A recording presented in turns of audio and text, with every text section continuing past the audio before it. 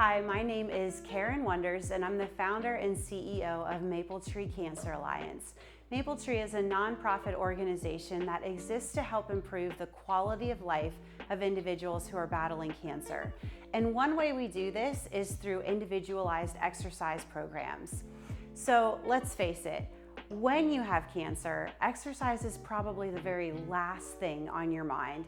And this is understandable, of course, because you're sick and you're tired and you're probably pretty preoccupied with worries and thoughts that you just probably wish you didn't have.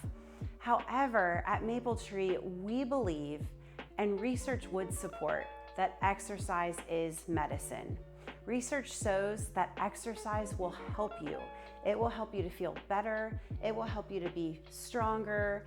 It, even for certain types of cancers, can increase your chances of getting into remission and staying into remission, and also can help decrease cancer-related mortality. So exercise is really important, and we believe it should be a staple in any cancer care program. So if you've never exercised before, you're not alone. About 90% of the patients that we work with at Maple Tree have never exercised before. And so what do you need in order to get started? There's just a couple of very simple steps that you can take in order to begin an exercise program. Number one, definitely talk to your doctor. You want them to be aware that you want to embark on a new exercise program journey, and you want to get to know, like, what are your exercise limitations? Are there any contraindications you should be aware of?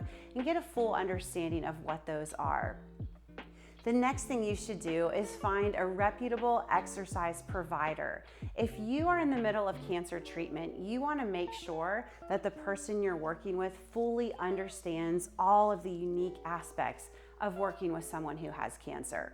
Now, luckily at Maple Tree, we have locations all over the country, and we have trainers who are certified and equipped and educated to meet the unique needs of someone who's going through cancer.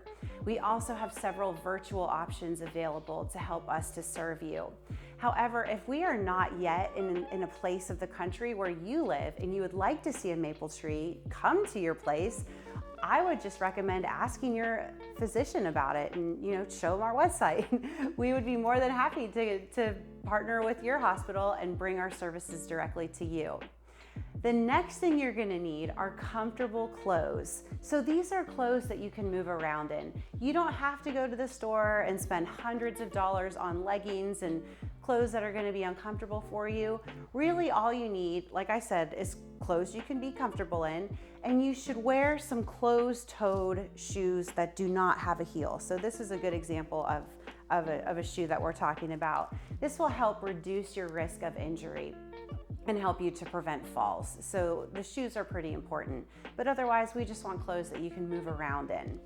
Now, if you're going to be exercising at home, there's just a few things that you can get and keep on hand that could help you. These are not necessary, but they will make exercising a little bit easier for you.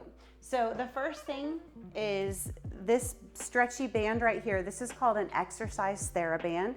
You can find them at any major retailer, any like Amazon or Target, they would have something like this. This will help provide just a little bit of resistance as you're going through your programs. So I'd recommend getting this. It's anywhere from $10 to $15. Another thing I would recommend are some handheld weights. If you're able to get a couple of different sizes, something light, something in the middle, something heavy, that would be great. Otherwise, just get a medium size, and you can use this to add a little bit more resistance as well. And then finally, I would recommend having an exercise mat on hand, and this will help to provide some cushioning for you and help reduce your risk of injury. So these are just a couple of items that you can get. You don't have to, but you can, and altogether this would cost under $50, so it won't break the bank.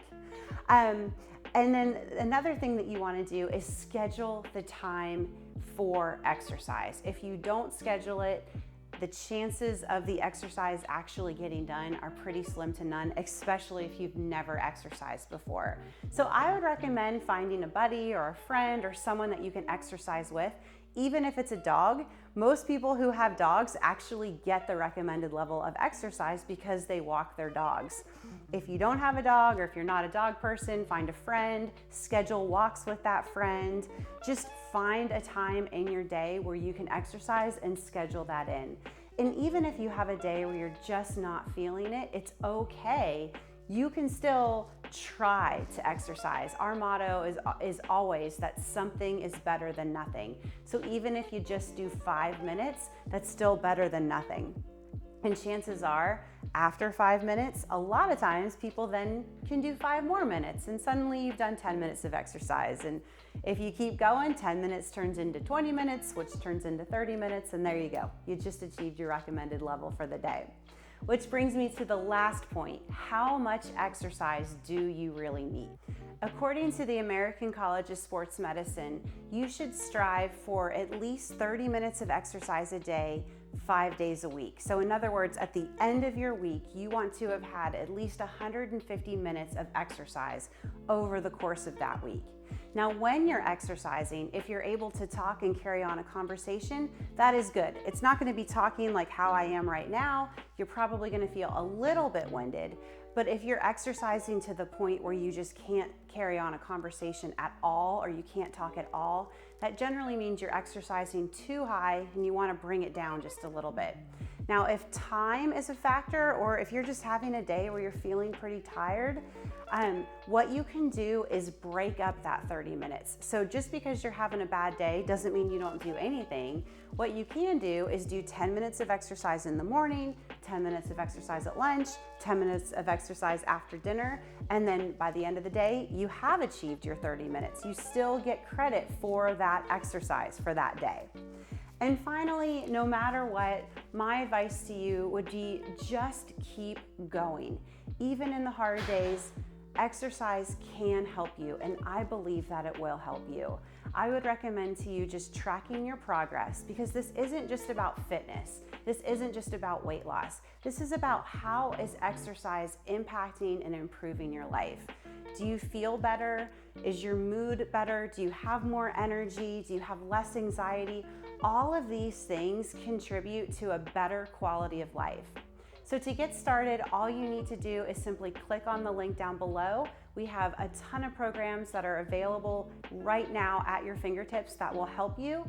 And we would also love to work with you either in person or as a virtual client.